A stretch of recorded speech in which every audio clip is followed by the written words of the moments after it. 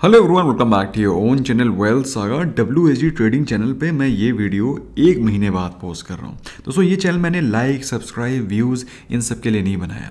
जो सब्सक्राइबर्स जब मैं ट्रेड ले रहा हूँ उस दौरान लाइव नहीं रह सकते, लेकिन सीखना चाहते हैं कि मैंने वो ट्रेड क्यों पिकअप किया, क्या लॉजिक था, क्या रैशनल था, उसको सिखाने के लिए उन इंटरेस्टेड लोगों के लिए मैंने चैनल बनाया। सो हम लोग शुरू करते हैं दोस्तों।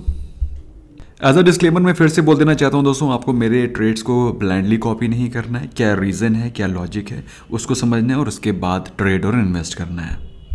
दोस्तों सबसे पहला स्टॉक जो कि मैंने आज मॉर्निंग में पिक किया था, ये एक्टिवेट नहीं हो पाया क्योंकि इसमें जो लेवल्स थे 212 के ऊपर हमको इस स्टॉक में एंटर करना था और एक सॉलिड पोटेंशियल मुझे स्टॉक में दिखाई पड़ रहा था। और हम लोग ने इस स्टॉक में एंट्री करी थी 935 के आसपास। एंट्री करी मतलब प्लान कर रहे थे एंटर करने का, बट समहाउ ये एक्टिवेट नहीं हो पाया था। लेकिन इसके चार्ट को हम लोग डेफिनेटली स्टडी करना चाहिए कि 212 का लेवल इंपॉर्टेंट क्यों था और चार्ट पे क्या दिखाई पड़ रहा था। ऑल्दो दोस्तों न्यूज़ के बेस पे कभी भी मैं कोई ट्रेड नहीं लेता हूँ, लेकिन न्यूज़ के बेसिस पे अगर मुझे स्टॉक में अच्छा चार्ट भी दिखाई पड़ रहा है तो स्टॉक में एंट्री करना बनता है। अब दोस्तों स्टॉक लाइक स्पार्क में न्यूज़ ये थी कि रेखा झुनझुनवाला ने इसमें अपनी शेयर होल्डिंग को 2% बढ़ाया है। इसके चलते आज स्टॉक में पॉजिटिव मूव होने की काफ़ी ज़्यादा उम्मीद थी।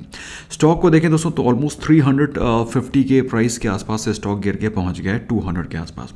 तो अच्छा करेक्शन हो चुका है। सन फार्मा की एक रिसर्च आर्म है। और दोस्तों अगर आप बात करें स्टॉक में अच्छी गिरावट के साथ अभी रिसेंटली अच्छे वॉल्यूम में पार्टिसिपेशन होना शुरू हो गया, तो इसमें एक बड़ा मूव एक्सपेक्टेड है। तो इनिशियल 15 मिनट्स के बाद अगर आप देखें सो इनिशियल 15 मिनट्स में जो पहली कैंडल बनी है वो काफ़ी बुलिश बनी है और अच्छा खासा वॉल्यूम दिखाई पड़ रहा है। Can you see this? तो ये वॉल्यूम आपको क्या दिखाता है? ये वॉल्यूम दिखाता है कि स्टॉक में एक बड़ा पार्टिसिपेशन, बड़ा एक्यूमुलेशन हुआ है। लेकिन अनफॉर्चुनेटली दोस्तों हम लोगों ने जो लेवल रखा था, नोट किया था 212, वो लेवल ब्रेकआउट नहीं हो पाया। Can you see this? मैं थोड़ा सा बड़ा करता हूँ ताकि आपको अच्छे से दिखाई पड़े। तो जैसे हम लोगों ने इसमें एंट्री करने का प्लान किया 935 पे, तो उसके बाद जो हमारा लेवल था कि जिसके ऊपर हमें एंट्री करनी थी दैट वाज 212, ये लेवल था।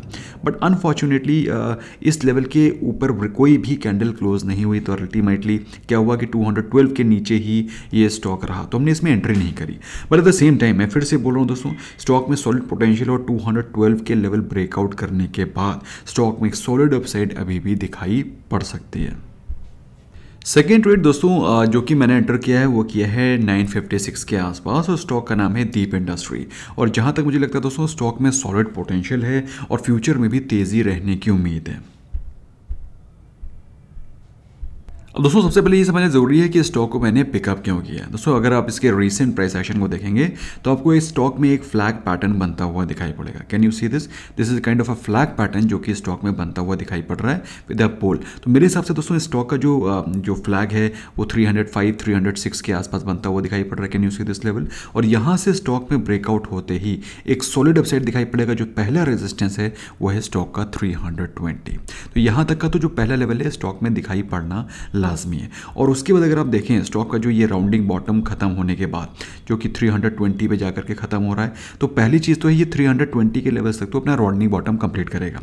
और उसके बाद जब अपना ये राउंडिंग बॉटम को ब्रेकआउट देगा स्टॉक में 350 360 तक के लेवल्स भी दिखाई पड़ सकते हैं। तो प्रेजेंटली हम लोगों ने स्टॉक में एंटर किया था जब स्टॉक 305 306 के आसपास चल रहा था।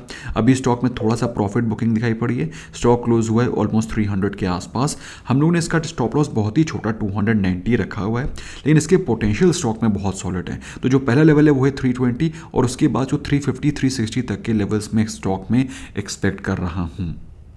तो जो टारगेट मैंने रखा है वो बहुत ही कॉन्जर्वेटिव। पहला टारगेट 315, उसके बाद सेकंड जो टारगेट है 325 और लास्ट जो है वो है 340। तो उसके लेवल्स काफ़ी एग्रेसिव आते हुए दिखाई पड़ेंगे आने वाले समय में। थर्ड ट्रेड दोस्तों एक्जैक्टली 1122 पे मैंने लिया था। वो लिया था बैंक निफ्टी का 42100 PE जो कि इन द मनी तो हुआ था और हम लोग ने बाय किया था उसको 200 के ऊपर। जो टारगेट्स थे वो थे 260 प्लस और उसने एज हाई एज 360 लगाया नॉन स्टॉप। बहुत ही सॉलिड रेट था। लेकिन दोस्तों निफ्टी और बैंक निफ्टी के ऑप्शन के ट्रेड्स हम लोग यहाँ पर डिस्कस नहीं करते हैं। एक और स्टॉक दोस्तों जो कि मैंने एज अ BTST लिया और होल्ड करके रखा हुआ है, स्टॉक का नाम है मद्रास फर्टिलाइजर। हम लोगों ने स्टॉक को बाय किया 251 पे और स्टॉक को एज अ BTST लिया है क्योंकि जस्ट अपर सर्किट लगने वाला था स्टॉक में और अपर सर्किट में एंटर करने से पहले स्टॉक को मैंने बाय किया है। मेरा एक्सपेक्टेशन ये है कि कल के दिन ये स्टॉक गैप अप ओपन हो सकता है। तो ये स्ट्रैटेजी के साथ मैंने एंट्री ली है कि स्टॉक गैप अप ओपन हो सकता है और उस गैप अप ओपनिंग में हम अपने प्रॉफिट को बुक करेंगे। दोस्तों उसको पिकअप करने के दो बड़े रैशनल समझो। सबसे पहली चीज़ तो स्टॉक ऑलमोस्ट 95-96 के लेवल्स पर ट्रेड कर रहा था, वहाँ से स्टॉक मतलब दिसंबर के महीने में वहाँ से स्टॉक ऑलरेडी अच्छा खासा करेक्ट करके, अच्छा खासा मतलब 30% ऑलरेडी करेक्ट कर चुका है बहुत ही शॉर्ट समय में, और यहाँ पर स्टॉक अच्छा सपोर्ट लेता हुआ दिखाई पड़ रहा है। दिस इज सबसे पहली और इंपॉर्टेंट चीज़ ये। स्टॉक का इंपॉर्टेंट एक लेवल है, वो है 20 डे एक्सपोनेंशियल मूविंग एवरेज का 70 के आसपास। 70 के लेवल तक दोस्तों स्टॉक जाना ही जाना है, क्योंकि स्टॉक ने अपना इस लेवल को रिट्रेस करना ही करना है। तो 70 के लेवल के ऊपर आते ही स्टॉक में स्ट्रेंथ आ जाएगी। नंबर 1, अगर हम लोग बात करें स्टॉक की, तो हम लोग ने स्टॉक को पिकअप किया था एट द टाइम ऑफ बिल्कुल जस्ट मार्केट में क्लोजिंग के समय, क्योंकि अगर आप देखें तो स्टॉक एक फ्लैग पैटर्न बनाने की कोशिश कर रहा है। मॉर्निंग से ही स्टॉक में पार्टिसिपेशन हो गया था और स्टॉक एक फ्लैग पैटर्न बनाने की कोशिश कर रहा है, कंसोलिडेशन शो कर रहा है। और दोस्तों ये बात मैंने आपको पहले भी बताई है, अगर स्टॉक में वीकनेस आनी है, गिरावट होनी है, स्टॉक गिर जाएगा। लेकिन अगर स्टॉक कंसोलिडेट कर रहा है, इसका मतलब स्टॉक गिरना नहीं चाहता है। तो यहाँ से फ्लैग पैटर्न का ब्रेकआउट होते ही एटलीस्ट जो ये पोल की लेंथ है, ये पहला टारगेट होगा। सो अगर आप देखें 66 से 69.5 मतलब 3% का टारगेट मेरा पहला होगा, विच इज़ 72। तो यहाँ पे दोस्तों एटलीस्ट मैं 72-75 के लेवल्स मैं देख रहा हूँ in short to mid term. But as a BTST मैंने स्टॉक को गैप अप ओपनिंग के होने के बाद इससे हम प्रॉफिट को भी बुक कर सकते हैं, या फिर जैसा कि आप देख पा रहे हैं स्टॉक में अच्छा खासा एक वैल्यू बाइंग लेवल भी दिखाई पड़ रहा है। बजट थीम के चलते फर्टिलाइजर्स में कुछ सब्सिडी भी मिल सकती है, बजट पिक भी हो सकती है। तो इस स्टॉक में अच्छा मूवमेंट आपको दिखाई पड़ सकता है, वो दी टारगेट्स ऑफ 76-80 ऑल्सो।